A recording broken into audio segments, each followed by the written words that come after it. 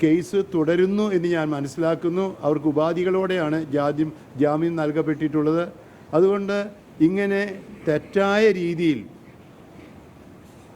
ചിലരുടെ കുറ്റാരോപണത്തിൻ്റെ പേരിൽ അറസ്റ്റ് ചെയ്യപ്പെട്ടിട്ടുള്ള ഈ കേസ് അത് എത്രയും വേഗം ക്വാഷ് ചെയ്ത് റദ്ദാക്കണമെന്നാണ് എൻ്റെ അഭിപ്രായം, ആഗ്രഹം. അതിനു വേണ്ട നടപടികൾ ബന്ധപ്പെട്ട എല്ലാവരും സർക്കാരുകളും ചെയ്യണം. എന്തുകൊണ്ട് തെറ്റാണ് എന്നുള്ളത് നിങ്ങൾക്ക് ഇതിനകം വ്യക്തമാണ്.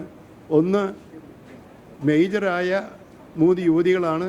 അവരുടെ സ്വന്തം ഇഷ്ടപ്രകാരം മാതാപിതാക്കളുടെ അനുവാദത്തോടെ ജോലിക്ക് വേണ്ടി പോയതാണ്. പക്ഷെ അവരുടെ മേൽ കുറ്റം ചുമത്തപ്പെട്ടത് അവർ ഹ്യൂമൻ ട്രാഫിക്കിംഗ്, മനുഷ്യക്കടത്ത് നടത്തി, അവർ മതപരിവർത്തനം നടത്തി. ഇത് രണ്ടും തെറ്റായതുകൊണ്ട് തന്നെയാണ് ഈ കേസ് എത്രയും വേഗം ക്വാഷ് ചെയ്യണമെന്ന് പറയുന്നത്.